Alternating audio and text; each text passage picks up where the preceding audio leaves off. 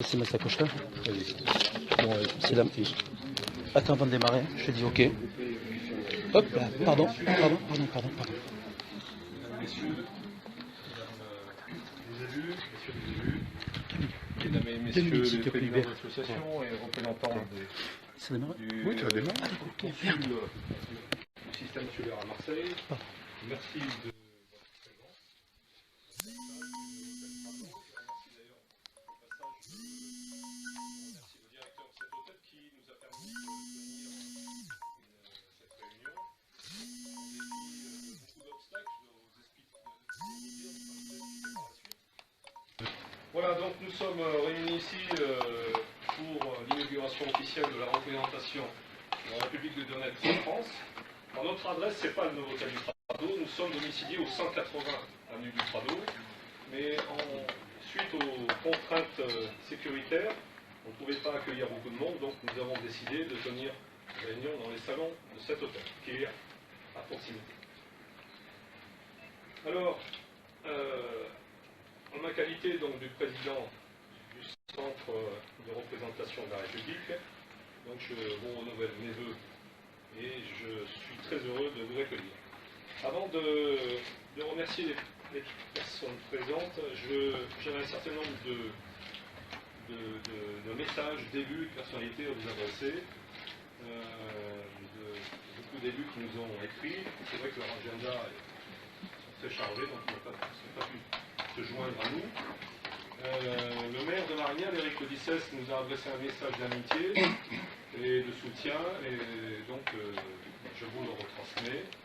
Nous avons Madame Françoise Grossetête, qui est députée européenne, qui nous a remercié de notre invitation. Malheureusement, elle n'est pas là, mais elle s'en excuse et elle regrette de ne pas être ici. Nous avons également Madame Piccola, qui est députée de Marseille, qui nous a adressé un message. Nous avons été honorés de participer à l'inauguration. Donc nous sommes très touchés que la parlementaire nouvellement élue de la circonscription nous adresse ce message de sympathie. Comme M. Richard Miron, qui est adjoint au maire de Marseille, M. Maurice Batin, qui est conseiller régional de PACA, Mme Solange Biaggi, adjointe au maire de Marseille, Mme Prezioni, qui est conseillère régionale et première vice-présidente au délégué aux droits des femmes du conseil régional, M. Xavier Lassalle, le consul de Suède aussi, qui nous a adressé ses excuses, Madame Chabot, qui est conseillère départementale de Bouches-du-Rhône, Madame Hans Sedem, qui est également conseillère départementale de Bouches-du-Rhône, M. Thierry Cornier, qui est député européen, Madame Carrega, qui est adjointe au maire de Marseille, Madame Danielle Millon, qui est maire de Cassis et vice-présidente du conseil départemental, Madame Danielle Brunet, qui est conseillère départementale, M. Olivier de Mazière, qui est préfet des Bouches-du-Rhône, qui nous remercie. Et malheureusement, il regrette de ne pas être ici avec nous. Monsieur Julien Ravier, le nouveau maire des 11e et 12e arrondissements de Marseille, a également un agenda qui est très chargé, donc on n'a pas pu venir. Madame Patricia Saez, qui est conseillère départementale du canton de Trèbes également, qui fait part de ses amitiés. Monsieur Bruno Gollnisch, député européen. Ensuite, Monsieur Méry, adjoint au maire de Marseille, ainsi que M. Guillaume Jour, qui est élu à Marseille également, Mme Zouagui, qui est conseillère municipale déléguée à la mairie de Marseille, M. Xavier Méry, adjoint à la mairie de Marseille, Mme Martine Vassal, présidente du conseil départemental, qui s'excuse de ne pas pouvoir être avec nous, M. Michel Dantin, qui est député européen, qui également regrette de ne pas être avec nous, M. Guy Tessier, qui est député des Bouches-du-Rhône, qui a un emploi du temps malheureusement qui ne nous permet pas d'être ici, M. Daniel Sperling, adjoint au maire, M. Charles Revet, sénateur de la Seine-Maritime, qui nous a envoyé un mot, et enfin Mme Caroline Cosmentier, qui est vice-présidente du conseil régional de PACA, déléguée aux relations internationales, qui nous a adressé un mot d'excuse et d'amitié. Donc voilà, moi je suis très content d'avoir reçu tous ces messages, puisque ça prouve une chose, c'est que nous existons, et oui, nous existons, la République de Donetsk existe, et cette représentation est là pour ça. Et les absents, donc, je vous ai excusés, mais aussi, donc, nous avons un certain nombre de personnalités parmi nous. Alors, les représentants de plusieurs associations franco-russes de la région qui sont ici. Nous avons l'honneur aussi d'accueillir deux adjoints au maire, M. Alexandre Schilling, ici présent, et M.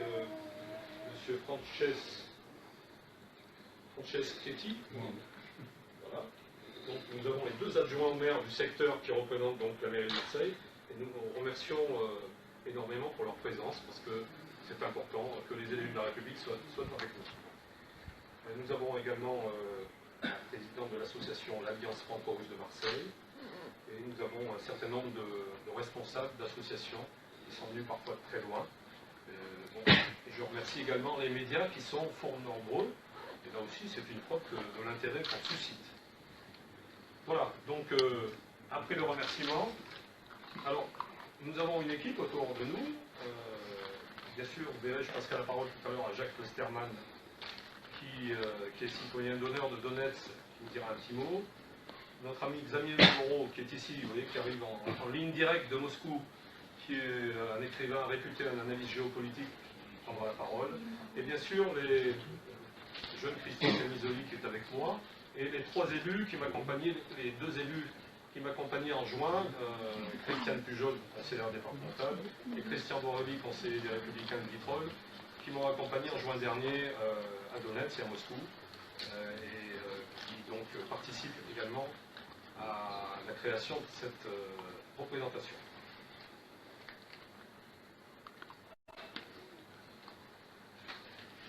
Alors, donc je passerai la parole à nos amis tout à l'heure. Je vais, après cette longue série de remerciements, je vais passer la parole à quelqu'un qui nous vient de loin, puisque nous avons reçu il y a 2 heures un message de soutien de Madame la ministre Natalia Nikonorova, c'est la ministre des Affaires étrangères de la République de Donetsk, qui a tenu à participer aussi à cette manifestation et nous a adressé une vidéo qui elle devait intervenir en direct par Skype, mais on avait un souci de traduction, et donc elle a préféré nous envoyer un message vidéo avec un sous-titrage. Donc je vous invite à écouter Madame Nikorova, et je pense que c'est intéressant ce qu'elle a à nous dire. On n'entend pas. Il y a des problèmes techniques.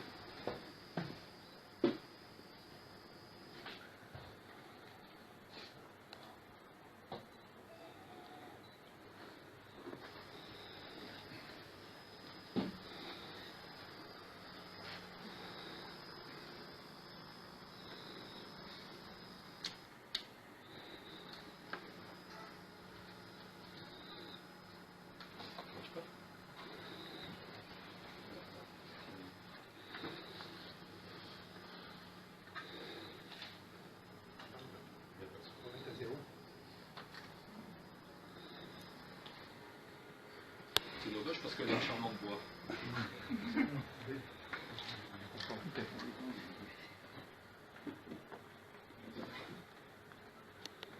Alors Natalia Nikonorova est la ministre des Affaires étrangères, un jeune ministre, comme vous voyez, qui a une responsabilité très lourde puisqu'elle participe aux réunions à Minsk. Vous savez que dans le cadre du conflit entre l'Ukraine et la République de Donetsk et de Lugansk, et des accords de Minsk comme en Normandie qui ont été mis en place. Et donc c'est elle qui est la porte-parole de la République à Minsk. Donc elle va très souvent en Biélorussie pour dialoguer et pour... Республики сердечно поздравляю вас с открытием. От лица Министерства иностранных дел Донецкой Народной Республики сердечно поздравляю вас с открытием представительского центра Донецкой Народной Республики в городе Марселе. Важность данного события поистине огромна. Открытие уже 5-го представительского центра республики в странах Европы действительно важно и значимо. В условиях становления Донецкой Народной Республики в качестве полноценного субъекта международных отношений публичная дипломатия особенно важна, поскольку развитие культурных, экономических, социальных, научных и других связей не ограничивает нас условностями официального признания нашего государства. В наших условиях Установление прямых контактов с европейской общественностью имеет огромную значимость, поскольку это означает распространение правдивой информации напрямую об условиях протекания конфликта в Донбассе, об условиях проживания нашего населения, о становлении нашей республики в качестве государства, о нашем развитии, о наших достижениях и успехах. Мы хотели бы выразить искреннюю благодарность всем, а в особенности господину Либеру Фаяру, за их труд по открытию и регистрации представительского центра Донецкой Народной Республики во Франции. Ваши действия и усилия действительно важны и значимы для всего народа Донецкой Народной Республики. Мы надеемся на дальнейшее плодотворное сотрудничество в сфере укрепления связей между Донецкой Народной Республикой и Францией. А также мы надеемся, что наше сотрудничество приведет к прорыву информационной блокады, к укреплению связей во всех направлениях между нашими народами и, конечно же, к миру на Донбасской земле. Mes félicitations pour l'ouverture. Bonne chance.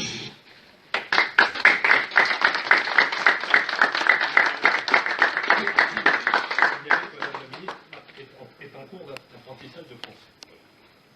Et c'est une jeune femme courageuse, puisque imaginez la lourde tâche qu'elle a, défendre les intérêts de la République, notamment dans le contexte actuel. Et ça c'est le président Zacharenko, et dans la République. Donc je remercie Madame la Ministre, parce que nous sommes également en direct sur Facebook. Et je remercie tous nos amis, Svetlana Kisileva, dont vous avez vu les photos défilées sur le diaporama, qui est notre correspondante à Donetsk.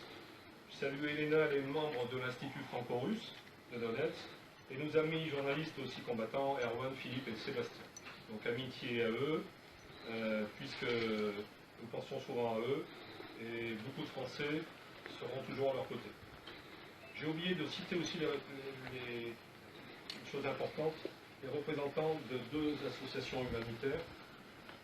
Il existe deux grandes associations humanitaires, l'association Vostok, qui est basée à Annecy, et l'association Urgence Enfants du Donbass, qui est basée dans la région parisienne.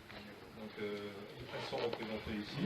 Ces deux associations font un boulot colossal, puisque vous savez que les conditions, quand vous êtes en zone de guerre, notamment pour les civils, et les élus qui m'accompagnaient ont pu le voir de leurs yeux, quand nous avons pu visiter les hôpitaux où les enfants, notamment mutilés, étaient soignés.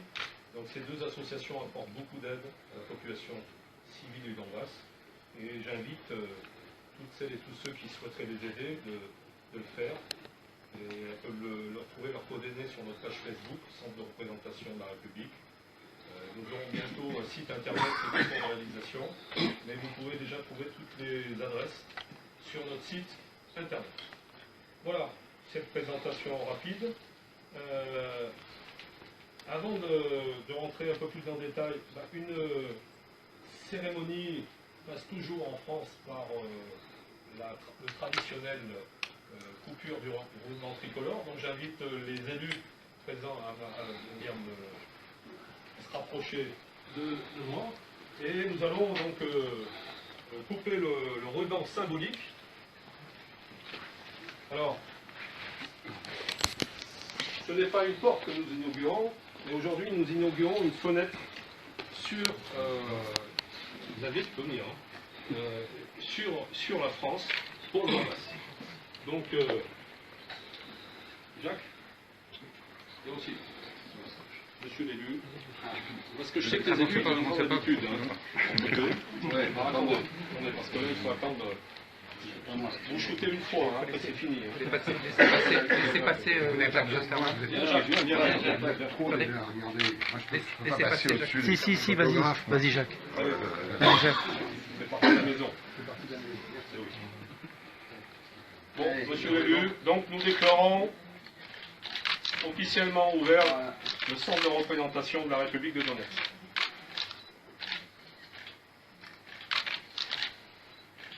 Ah oui, là, c'est vrai que vous avez du travail. Hein. C'est ça. Faut couper les petits morceaux. Hein. Ouais. Tenez.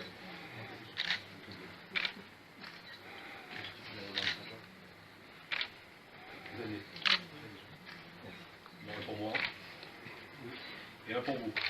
Eh bien, merci beaucoup.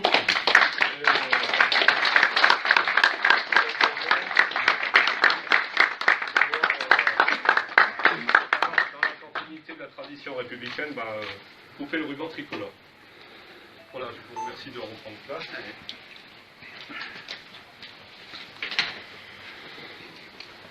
Alors, je sais que nos amis ne sont pas habitués à cette cérémonie du ruban, mais c'est incontournable en France. Donc, cette représentation, comme je viens de le dire, ça sera une fenêtre ouverte sur la France pour le peuple du Donbass. Parce que la France a un rôle spécial, comme je vous l'ai dit, puisqu'elle fait partie des personnes qui siègent, des membres des États qui siègent à Minsk.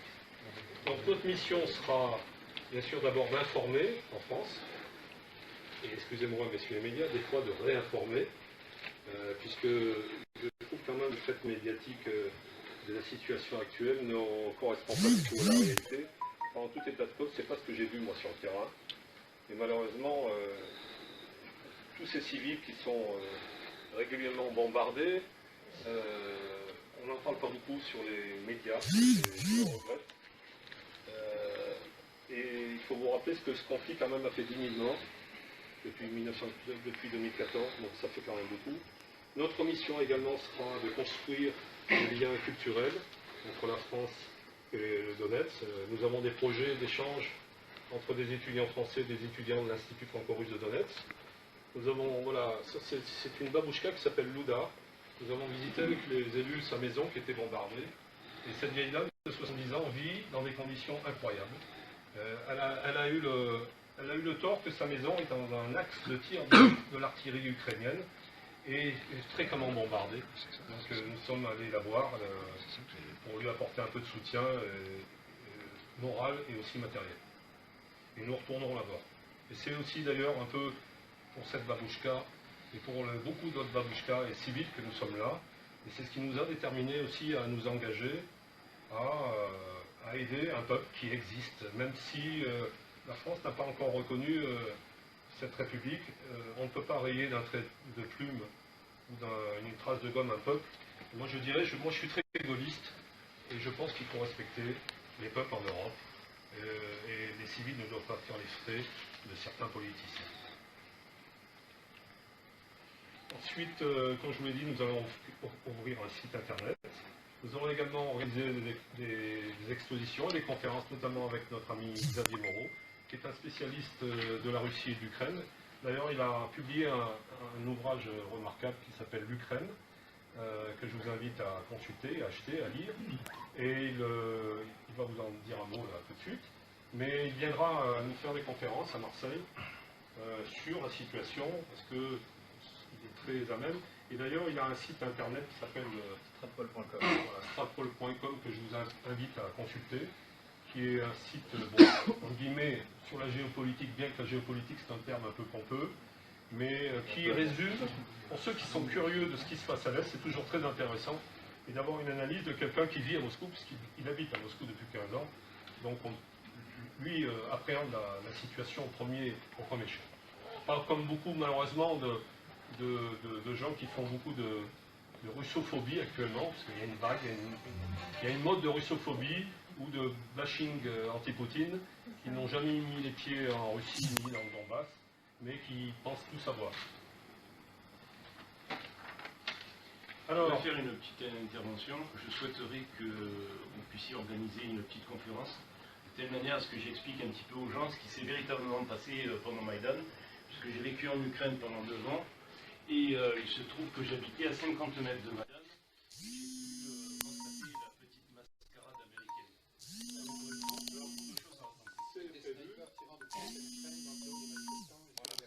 c'est prévu, justement, Xavier Moreau appréhende parfaitement ces données, et donc viendra faire une conférence de presse à Marseille, et une conférence qui sera libre, où tous les gens intéressés pourront écouter ce qu'il a à dire, et croyez-moi, il a beaucoup de choses à dire sur la question. Voilà, donc je vais passer d'abord la parole à notre ami Jacques Klosterman. Jacques, viens à mes côtés. Alors Jacques Klosterman, pour ceux qui ne le connaissent pas, Alors il a la particularité d'être citoyen d'honneur Donetsk puisqu'il a été lui-même dans le Donbass en mission en décembre 2015, 2015-2016. Il faisait beaucoup plus froid. Hein, n'est-ce pas ? Il est très froid. Jacques est un ami de la Russie, est un ancien pilote de chasse et ancien pilote de ligne, et aussi c'est le fils de quelqu'un de célèbre puisque son père, Pierre Kosterman, était un héros de la guerre, compagnon de la libération. C'est le pilote qui a écrit Le Grand Cirque, vous savez, c'est-à-dire le plus grand as de la chasse française, donc nous sommes très honorés qu'il soit à nos côtés. Donc je vais lui donner la parole, et Jacques. Merci Hubert. Oui, c'est le Grand Cirque, c'est de la vieille histoire. Moi, je vais être très bref. J'ai connu le Donbass en lisant un livre qui était tombé sur la main par hasard, d'un certain Braillard, Laurent Braillard, qui s'intitulait L'Ukraine, le royaume de la désinformation. Je me suis dit que, puisqu'il y avait des informations, il devait y avoir peut-être réinformation. Je m'y suis intéressé, et de fil en aiguille, je me suis retrouvé un jour dans le Donbass, à Donetsk, reçu par des amis francophones. J'ai créé des liens d'amitié très forts et très émouvants avec ces gens, notamment notre chère Hélène Sidorova, que tu as citée tout à l'heure, qui est rédactrice en chef d'un journal intitulé Sans frontières, et puis tous les gens de l'université française de Donetsk, et notamment notre chère Anna Popova, que je salue ici, si elle nous entend, et qui nous ont reçus avec énormément de gentillesse, qui nous ont montré combien ils étaient attachés à la France. Ils sont francophones, et j'ai été très touché. J'ai conservé des relations, grâce également à l'amitié que j'entretiens avec monsieur l'ambassadeur Alexandre Orlov. La Russie a la chance d'avoir en France un très grand ambassadeur, M. Orlov, qui est un garçon exceptionnel. Voilà. Et qu'est-ce que j'ai vu là-bas? J'ai passé quelques jours sous la neige. J'ai vu des gens qui souffraient. J'ai vu des gens qui étaient bombardés toutes les nuits, par le centre de Donetsk, la périphérie. Et j'ai pu observer, effectivement, je les ai retrouvés sur ces images ici, l'image d'un monastère qui était pratiquement détruit, ainsi que son cimetière. Et évidemment, un monastère ne semble pas un objectif stratégique militaire. Voilà. Donc, il y a eu effectivement des bombardements de civils. Puis j'ai vu des gens qui vivaient dans des conditions extrêmement précaires, puisque leur village et leur maison avaient été bombardés, et qui étaient très courageux de continuer à vivre dans les sous-sols, sans eau, sans électricité, difficilement ravitaillés, et j'ai été très sensible. Voilà. J'ai conservé des liens avec eux. Ce que je voulais dire simplement, parce que hier, j'ai lu un article dans Le Monde. C'est le journal Le Monde d'hier. Je m'arrêterai là, parce que ça suffit, je vais passer la parole à des gens beaucoup plus qualifiés que moi pour parler de ces choses-là. Et cet article est signé par M. Kendall Nezan, qui est président de l'Institut kurde de Paris. Vous allez me dire que viennent faire les Kurdes là-dedans. C'est simple. La seule chose que m'ont dit les gens de Donetsk, les gens du Donbass, ils m'ont dit, nous, quand vous rentrerez chez vous, dites-leur une chose. Nous sommes Russes, notre culture est russe, nous parlons russe, nous avons envie de rester russes, et nous avons envie de continuer à parler russe. Car l'un des déclencheurs de la crise du Donbass, si je me souviens bien, nos amis qui sont dans la salle me diront si je me trompe, c'était le fait que le gouvernement de Kiev avait interdit l'usage de l'arme russe, qui effectivement semblait un peu fort. Et alors, M.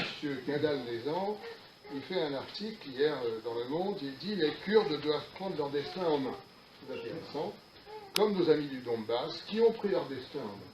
Et il dit quelque chose. Il dit « On ne peut pas obliger des peuples qui n'ont plus envie de vivre ensemble, de continuer à vivre ensemble au sein d'un même État. » Savez-vous, je crois que tout est résumé là-dedans.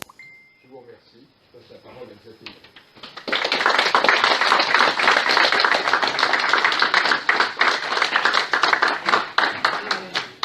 Merci, chers amis. Je suis très heureux de me retrouver ici et de parler d'un sujet qui me tient à cœur, qui est à la fois l'Ukraine et également la problématique du monde russe. Alors, il y a bientôt 4 ans, démarrait un mouvement dans le centre de Kiev, sur la place Maïdan, qui allait provoquer de grands bouleversements, justement, dans cette Ukraine. Alors, il faut savoir que l'Ukraine, en tant qu'entité indépendante, eh bien, c'est quelque chose de récent. Lorsque Maïdan éclate, ça fait 23 ans. Auparavant, l'Ukraine n'a jamais été indépendante. Lorsque elle se soulève une partie en tout cas se soulève en 1917, eh bien, en fait, avant c'était 19 gouvernorats. Donc l'Ukraine en tant qu'entité historique, en fait, n'a jamais vraiment existé. Elle était un rêve romantique du 19e siècle chez certains intellectuels qu'on peut dire ukrainiens, puisque eux-mêmes s'appelaient comme ça. Mais ce rêve intellectuel, en fait, ne représentait rien pour les gens qui vivaient justement dans les territoires ukrainiens. Ensuite, un nationalisme radical s'est développé dans la partie ouest de l'Ukraine qui était sous domination autrichienne, et ensuite sous domination polonaise. Mais je ne vais pas revenir sur cette histoire entière, parce que sinon on sera encore là pendant 2-3 heures, et puis après tout, vous n'auriez plus aucune raison d'acheter mon livre. Donc je vais essayer de raccourcir un peu. Je pense que ce qui est important de retenir, c'est qu'en fait, l'Ukraine, tout d'abord, ce n'est pas une nation comme la France. La France est une nation historique qui a commencé son processus national de construction il y a 1500 ans. Pendant 1500 ans, il y a eu un peuple, un territoire, un État, et donc une durée. C'est ça qui fait notre nation, qui fait la solidité de notre nation, et ce qui fait qu'on peut tenir sans trop de problèmes 5 ans de François Hollande, et même les 5 ans qui nous attendent avec Emmanuel Macron. Ça, c'est la solidité qui est liée à la structure même de notre construction nationale. Les Anglais ont eu le même genre de construction nationale, les Chinois, les Russes également, puisqu'il y a toujours eu une permanence entre ces 3 phénomènes, ces 3 entités incontournables, l'État, le territoire et le peuple. Et même si quelquefois la capitale change, au moment de notre histoire, la capitale est passée à Aix-la-Chapelle, et bien finalement, on se retrouve toujours avec la même capitale, le même peuple et le même territoire. Donc c'est quelque chose d'important de comprendre que vous ne pouvez pas comparer la nation ukrainienne avec la nation française. Ce qui ne veut pas dire que la nation ukrainienne un jour ne pourrait pas exister. Mais ce qui s'est passé en Ukraine, c'est un peu comme si, au lendemain du baptême de Clovis, il a décidé d'envoyer les Francs massacrer les Gallo-Romains. C'est à peu près exactement la même chose qui s'est passé en Ukraine. C'est-à-dire que l'Ukraine est une constellation de peuples, une constellation, je dirais plutôt d'ethnies, parce que le peuple reste le même, mais une constellation d'ethnies qui ont eu des histoires différentes. Et c'est ça dont je voudrais parler, je pense que c'est ça qui peut vous permettre de comprendre et essayer d'anticiper de ce que peut donner le résultat de cette déstabilisation catastrophique qui a démarré il y a bientôt 4 ans. Donc il y a différentes Ukraines. Il y a, tout d'abord, je vais commencer par le plus facile, il y a des petits territoires qui ont été annexés par Staline en 1945. Il a pris des morceaux de territoire comme à la Hongrie, comme à la Roumanie, parce qu'en fait il voulait être en contact direct avec les pays du bloc soviétique.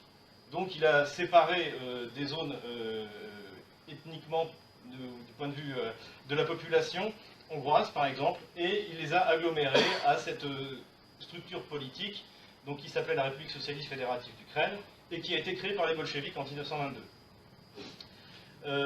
À côté de ça, donc ça c'est un peu l'Ukraine des toutes petites minorités qu'on trouve au niveau de la Transcarpathie.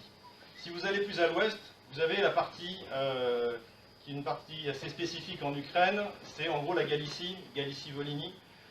Cette partie-là, elle a pour particularité d'avoir quitté, on va dire, le monde russe il y a 1000 ans, à peu près. Enfin, un peu en 1000 ans, on va dire il y a 800 ans. Qu'est-ce qui s'est passé avec cette partie? Eh bien, elle s'est davantage occidentalisée, et surtout, elle a toujours été colonisée. Elle a toujours été dans une situation où les populations ont été humiliées, soit par la colonisation polonaise, et même lorsqu'ils ont été intégrés à l'Empire austro-hongrois, même s'ils ont été mieux traités, c'était pas la fête. Ce qui fait que le radicalisme que vous avez pu voir sur Maïdan, les croix gammées, les Volksangel, etc., tout ça vient de cette région. C'est le cœur du nationalisme ukrainien. Ensuite, vous avez l'Ukraine centrale autour de Kiev. Donc ça, c'est l'Ukraine qui s'est toujours un peu tournée tantôt vers la Pologne, tantôt vers la Russie, tantôt même vers les Ottomans, et qui finalement représente un peu le ventre mou de l'Ukraine. Ensuite, vous avez encore une Ukraine qui part d'Odessa, qui remonte jusqu'à Kharkov. Ça, c'est, je dirais, l'Ukraine russophone, et qui est de culture russe, qui, à mon sens, appartient au monde russe, qui est en fait qui est détenue, je suis désolé, j'espère que c'est pas trop compliqué ce que je dis, qui est détenue petit-russienne. Voilà. Et vous avez enfin cette partie du Donbass qui, elle, est russe. Qu'est-ce que c'est que le Donbass? Le Donbass, ce sont des territoires qui appartenaient au Khanat de Crimée. Et donc la Grande Catherine, en fait, élimine le Khanat de Crimée et récupère ces territoires qui étaient donc pour partie donc, bien sûr, de la Crimée, et également ces territoires-là. Ces territoires-là ont été peuplés, essentiellement, au XIXe siècle, au moment de l'industrialisation. Pourquoi? Parce que dans le Donbass, vous avez du charbon. Et comme en France, et comme en Allemagne, eh bien, les zones industrielles se sont construites là où il y avait l'énergie. Et donc c'est pour cela que l'Ukraine utile, l'Ukraine où on produit de l'industrie avec de la valeur ajoutée, eh bien c'est toute cette partie donc, qui s'est industrialisée autour des matières premières. Donc c'est le Donbass, en fait, c'est dire le bassin houillé du Don, le fleuve de Don, et toute cette partie donc, qui s'est industrialisée et où ces villes qui ont été construites par l'Empire russe. Par exemple, Odessa a été construite par la Grande Catherine et par le duc de Richelieu. Et d'ailleurs, si vous allez à Odessa, vous verrez l'empreinte française dans les bâtiments. Et vous avez également un autre port important, qui est le port de Mariupol, qui est un peu la continuation vers la mer du Donbass. Donc cette partie-là, en fait, elle est liée industriellement à la Russie, parce que pendant l'Union soviétique, eh bien, finalement, tout le système industriel était coordonné avec l'ensemble du pays. C'est pour ça que la coupure du lien économique entre la Russie et l'Ukraine, qui a été provoquée par les gouvernements qui ont suivi Maïdan, entraîne aujourd'hui l'Ukraine à la faillite. Il faut comprendre que justement, il y a différentes Ukraines, il y a différents peuples d'Ukraine, et ils ne vivent pas la manière, la relation avec la Russie et la relation avec l'Occident. Il y a quelque chose d'intéressant, par exemple, c'est que le gouvernement ukrainien a décidé, sous la pression des éléments les plus radicaux, de désoviétiser l'Ukraine. Et par exemple, il s'agissait de débaptiser les noms des villes d'Ukraine. Par exemple, vous avez une ville qui s'appelait Dniepropetrovsk, donc qui est une des villes industrielles à l'est de l'Ukraine, et Petrovsk c'est un bolchevique, donc ils ont tiré donc Petrovsk. Mais si jamais ils voulaient revenir au nom d'avant, c'était Yekaterinoslav, parce que toutes ces villes que vous trouvez... Alors on utilise le nom de Nouvelle-Russie, pourquoi? La Nouvelle-Russie c'était le nom d'une circonscription administrative à l'époque de la Grande Catherine, qui n'a pas d'ailleurs duré très longtemps, et qui englobait en gros cette partie justement qui part de Odessa et qui remonte à l'exclusion de Kharkov vers le nord. Donc il faut voir que toutes ces villes-là ont été fondées, développées à l'époque de l'Empire russe. Et donc cette offensive culturelle, cette espèce à la Mao qu'on voit aujourd'hui en Ukraine, eh bien en fait c'est une offensive contre l'histoire même de ces régions, qui sont profondément marquées par la Russie. Avant de conclure, on pourrait essayer de faire quelques prospectives justement sur l'histoire de ce qui peut se passer en Ukraine. Aujourd'hui, il y a deux solutions. Soit l'Ukraine se fédéralise ou se confédéralise, soit elle disparaîtra. Parce qu'il y a tellement de haine accumulée, après bientôt, l'année prochaine, on sera à 4 ans de guerre, que finalement tout ça ne pourra pas tenir. Et alors, le problème de l'Ukraine aussi, c'est qu'elle est prise dans un conflit qui la dépasse, dans des intérêts internationaux, des conflits géopolitiques. Je ne vais pas vous faire également une analyse géopolitique des questions locales. Ce que je veux dire, c'est qu'aujourd'hui, si on veut, les Ukrainiens, le peuple ukrainien sont des victimes. Parce que, et là, je suis d'accord avec ce qu'a dit la presse, y compris la presse de gauche, il y a 3 ans et demi au moment de Maïdan, les Ukrainiens ne sont pas des nazis. Et ça, c'est clair. Le problème, c'est qu'après Maïdan, dans le gouvernement ukrainien, il y avait des nazis. Voilà. Il y a aujourd'hui le président de la Rada à Kiev, il s'appelle Andrei Paroubi. Il a écrit un livre dans les années 90, c'est un doctrinaire nazi. Il a dit, il y a 6 mois, et ça vous pouvez le trouver sur l'internet de la presse ukrainienne, il y a des millions d'occupants russes dans le Donbass. Donc il ne parlait pas de l'armée russe, il parlait des habitants du Donbass. Parce que ce sont des Russes ethniques. Et leur rêve, à ces élites aujourd'hui qui dirigent Kiev, c'est ce qu'ils appellent la solution croate. La solution croate, elle a été évoquée la première fois après les accords de Minsk 1 sur la page Facebook de M. Lutsenko. Il était conseiller de Poroshenko, ensuite il est devenu président du bloc Poroshenko à la Rada, et aujourd'hui il est procureur général d'Ukraine. C'est lui qui a dit « je veux bien un accord de paix à Minsk à condition que ce soit la solution croate ». La solution croate, c'est-à-dire l'épuration ethnique de la Krajina en 1995. Ça a été repris par le numéro 2 des services secrets ukrainiens. Tout ça, c'est dans mon livre, et toutes mes sources sont ukrainiennes. Ce sont que des médias ukrainiens. Et c'était repris encore il n'y a pas longtemps par un conseiller du ministre Avakov, du ministre de l'Intérieur. Et c'est pour ça que lorsque les Russes parlent de casques bleus, on ne parle pas de la même chose. Pour les élites ukrainiennes actuelles, les casques bleus, c'est un moyen d'organiser l'épuration ethnique du Donbass sur le modèle de ce qui s'est passé dans la Krajina. Et ils le disent ouvertement, il faut aller, je vais tous les jours sur la presse ukrainienne, donc je peux vous dire, je les connais.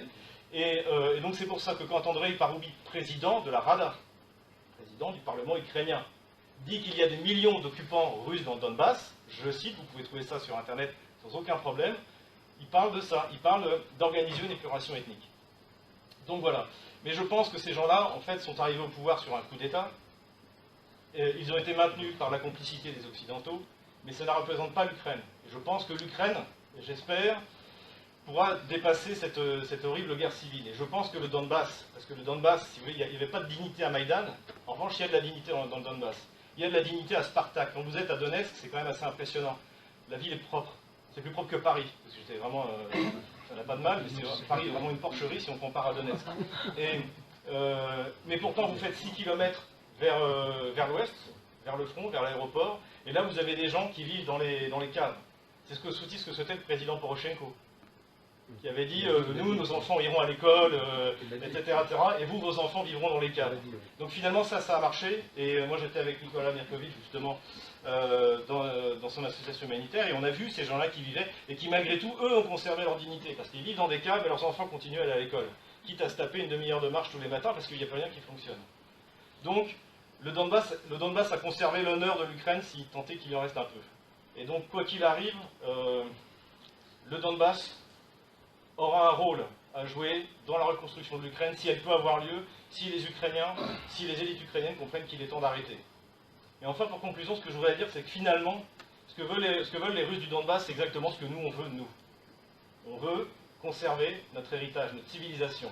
Nous, c'est les 1500 ans de notre processus national. Les Russes du Donbass, c'est les 1000 ans, les plus de 1000 ans de monde russe auquel ils appartiennent. Ils veulent parler la langue de leurs parents, comme nous. Ils ne veulent pas qu'on leur impose une langue qu'ils ne connaissent pas, qui n'est ni une langue scientifique, ni une langue littéraire. Le grand auteur ukrainien, Taras Shevchenko, il a écrit 75% de son œuvre en russe. Donc tout ça, ce sont une espèce de mythologie qui a été créée. Et c'est comme si nous, aujourd'hui, par exemple, eh bien, on imposait dans nos écoles l'apprentissage d'une langue des derniers arrivants des migrants. C'est exactement ce qui se passe aujourd'hui en Donbass. Donc le combat pour l'identité que mènent les Russes du Donbass, c'est exactement le combat pour l'identité que nous menons en France, que nous devons mener en France. Et c'est ça qui nous unit encore davantage. Je vous remercie.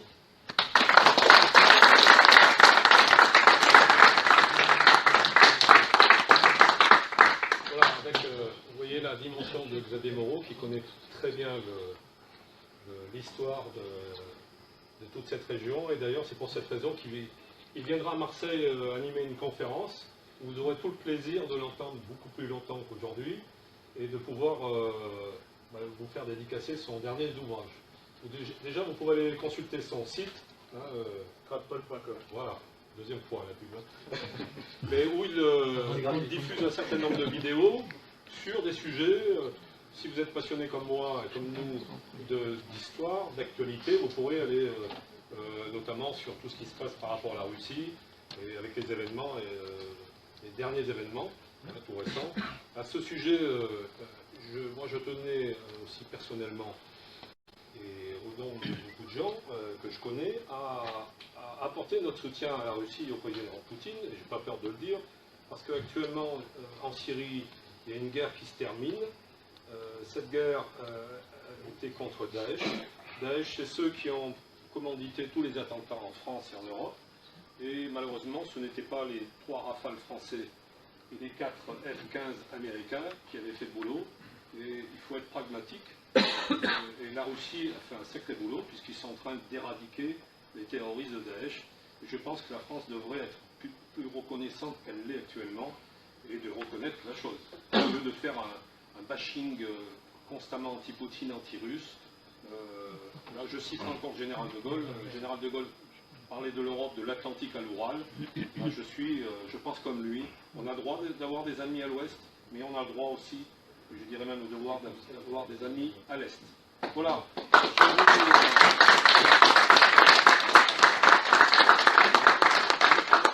Mes propos n'étaient pas du tout politiques, parce que sachez que nous, dans cette organisation, nous sommes apolitiques, parce que j'ai d'ailleurs invité des élus de tous les bords.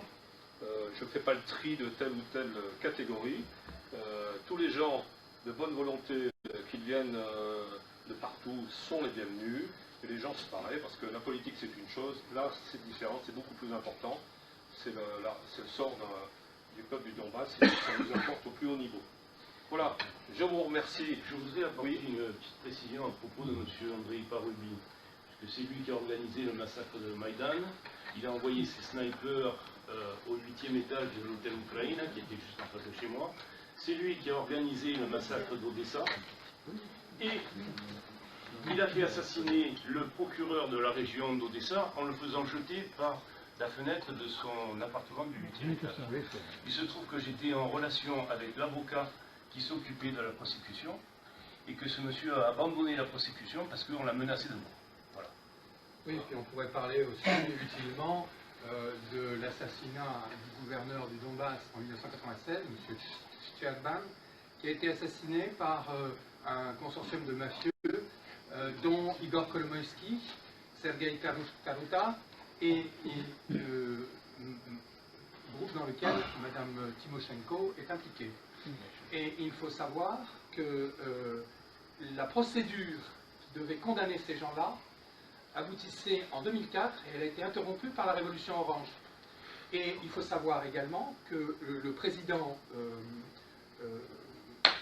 Yanukovych avait décidé de rouvrir une procédure contre des gens qui sont des Poutski, donc le grand échiquier, M. Poutine était sans l'Ukraine, la Russie cesse d'être un empire.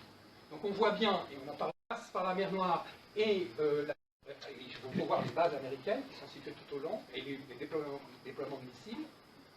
Donc on voit bien que les intérêts stratégiques en jeu dépassent très largement le cadre qui est très bien évoqué, cadre historique, parce que les anglo-saxons, l'anglois, pour être précis, un authentique anglophobe, et je revendique le droit d'être anglophobe puisque je suis confronté à des russophobes, quand ils cesseront d'être russophobe, on en parlera. Un authentique anglophone qui est l'anglois. Donc l'anglois a toujours eu cette méthode de diviser pour régner. Déjà à l'époque de Henri VIII utilisait François Ier contre Charles Quint et inversement, dans l'équation qu'on est d'origine alsacienne. Dans ma famille, il y avait des gens dans les deux camps. Ils n'avaient pas du tout envie de se battre les uns contre les autres. Et c'est les Anglais, quand ils ont vu émerger une puissance allemande qui faisait marcher sa marine au diesel alors qu'eux, ils étaient toujours au charbon, et qui avait mis en place une... Combien de Donbass? Pardon? Combien de Donbass? Oui, oui. Au diesel. Ah oui, mais non, c'est l'anglois, c'est l'anglois. On avait ils étaient en train de construire le Madagascar, qui leur permettait de s'approvisionner. Pour l'anecdote, que ce matin, le directeur de cette m'a téléphoné pour me demander est-ce que je lègue un colonel. Et après vérification, nous avions les deux attachés militaires. On demande pourquoi. Ils sont partis. Une chose intéressante, c'est que certaines autorités et les extrémistes qui avaient appelé à manifester sur les réseaux sociaux, regardez-les dehors, puisque tout ça c'est aucun manifestant. Aucun. Ils ont fait beaucoup de menaces, et de savoir que les deux attachés, attendez, c'est pas n'importe qui, deux colonels de l'armée ukrainienne auraient pu être parmi nous, moi j'étais très heureux de pouvoir les rencontrer, ça aurait été sympa, mais ils sont partis. Voilà, c'était l'anecdote pour conclure. Donc je vous remercie de votre présence. Je vous invite pour ceux qui souhaitent boire un verre, il y a le bar qui est en bas, là aussi, que les choses soient nettes, vous voyez, il n'y a pas de buffet. Pourquoi? Parce que malheureusement, contrairement à ce que certains disent, on n'a pas de soutien financier. Non, nous, on paye nos voyages, les élus, Christian Morelli et Christian Pujol qui sont là, ils ont payé leur poche pour aller dans le Donbass. Voilà, le ruban tricolore, c'est tout le monde. Donc,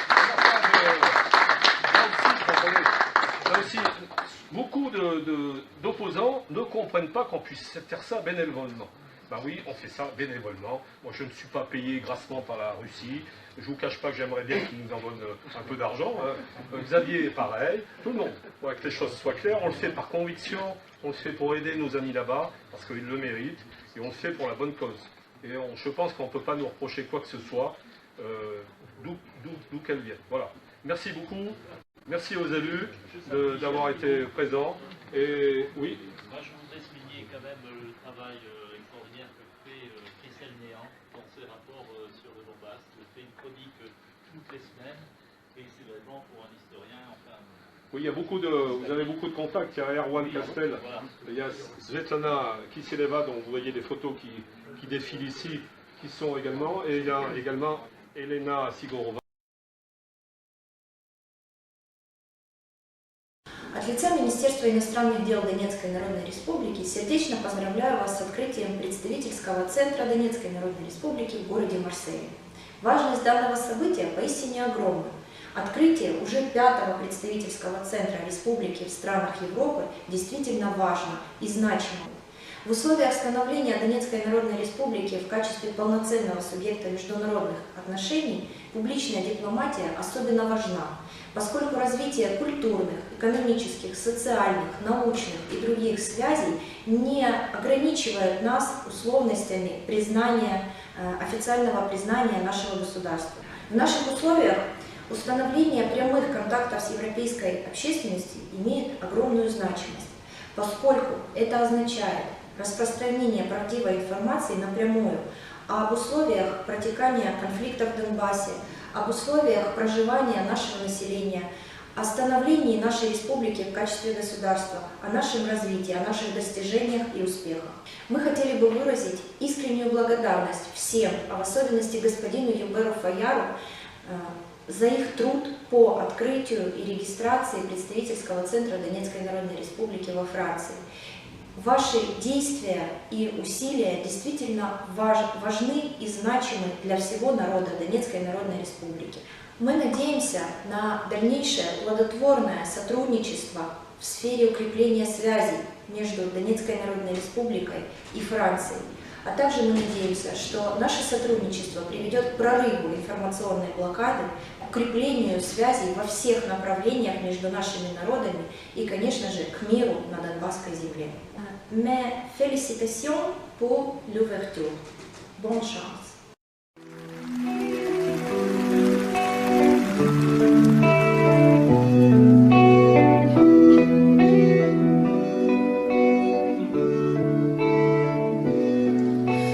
Песен еще не написанных сколько? Скажи, кукушка, пропой. В городе мне жить или на выселках, камнем лежать или гореть.